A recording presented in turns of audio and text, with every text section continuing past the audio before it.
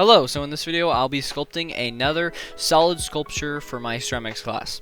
So if you haven't seen in the past, I have done a bunch of solid sculptures, and I solid sculpted a Chinese dragon, so go ahead and check out that video.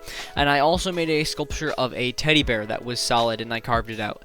And so inside this video, the requirement for this project is, it's for my ceramics 3 class, but the requirement is you just have to make a sculpture of a human or an animal.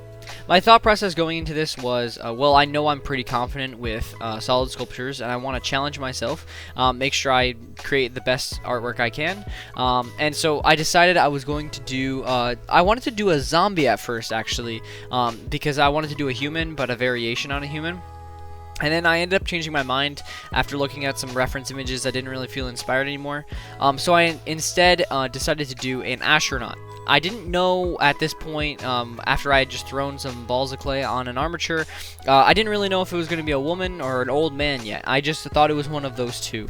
After some sculpting, I definitely decided on an old man. I thought it was just cooler to add the wrinkles, the different skin, and like the details. It was a lot more details if it's an old guy, because he has a lot of wrinkles and hair. But yeah, like you saw inside the video, I made an armature real quick because I tried to attempt just using a normal like piece of wood and then putting the ball of clay on top. It was just stupid. It didn't hold up, and so I decided I was just gonna drill a dowel to a piece of wood, and that held up the clay great. As you can see here, I have a perfect start to a old man head. I looked at a bunch of demos. I would definitely, if you're ever sculpting a head, do your research, and I made a reference page which you can see on my monitor on the right side of the video. And then if you look at my phone, I'm just watching a bunch of videos on how to sculpt eyes, how to sculpt the head, and it looks weird. It definitely looks weird. Like you can see here, the eyeballs just look so creepy and weird. Actually, while I was sculpting the sculpture, it did feel a little bit weird looking at the sculpture, because it felt like someone was looking back at me, which I guess is a good thing, but it was just very creepy. When it was late at night and I was sculpting till like 2 a.m., I looked at my sculpture and it creeped me out. Not in a bad way, but it was just a little creepy. I definitely did enjoy adding the human realistic features to this guy and making him look back at me, because it was cool to see him go along from just a ball of clay to this, and so it was really cool, the development, and I've never sculpted a human before. So I think it was cool trying it. I do think I did a good job. I'm happy with this sculpture, but you'll see when I cut it in half, it does kind of lose its original look. I'll talk about that a little bit later, but if you are ever sculpting a human head, definitely use Proco. Proco is like I mean, use them for anything of art. On YouTube, they are like insanely good demos on art, on like drawing, illustrating, character, anything you can think of. They have demos on their art channel. They're a perfect resource for artists to use on YouTube. Now I'm just going in with a bunch of details. So it just took a very long time to add so many details. The helmet of this guy, I wanted to do a really detailed wire, and I wanted to add nuts and bolts and screws and details that I don't know, I just wanted it to look really complicated, and I did succeed with that. And then, like I said, when I cut it in half, it definitely lost some of that detail. So I guess I'll talk about that now. When I cut it in half, I was at school, so I wasn't able to record, just because it's a little awkward sometimes when you're trying to record in, say, class. It is weird, like people looking at you and stuff. So I had cut this thing into 3 parts. With the help of my ceramics teacher, we cut it in half so I can carve it out, because as you might know, you can't just put a full bag or a full like circle or whatever ball of clay into the kiln, because it'll just crack or explode, and it's really bad. So the thickest you can have is normally around a 1/2 inch to 1/4 inch. You want it you want it pretty thin, to be honest, just because it's more consistent that way, and the clay doesn't, it doesn't react poorly to when it's thinner. When it's super thick, it cracks often and stuff like that. So yeah, so that's why I had to carve it out.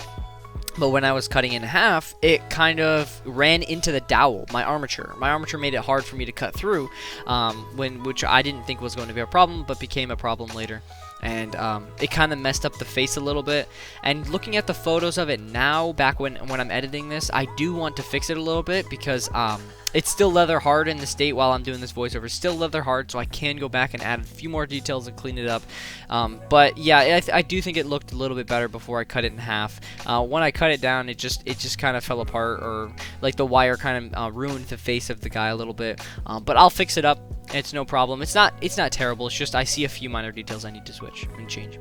But I'm super happy with the way this came out. I used a bunch of Pinterest references too. I use futuristic helmets. I use nuts, bolts, screws. I use the back ends of my paintbrush to add slabs, and then on the edge of the slabs I use the paintbrush to indent to make the impression of nails or screws. I looked up battery packs. I looked up electronics. A lot of details went into this, and it took me so long. I'm not gonna lie, it took me forever. But I obviously had a great time, and I do think that I will be sculpting a lot more sculptures solid from now on, just because it's what I most enjoy about ceramics. It's so easy to work with. I love adding the details, and I love working with it. When doing the critique for my class on this project, after I had finished and hollowed it out, one critique my classmates were having were saying that the helmet didn't really look like a functional helmet. It looked kind of like a toy helmet, like the old man was putting on the helmet.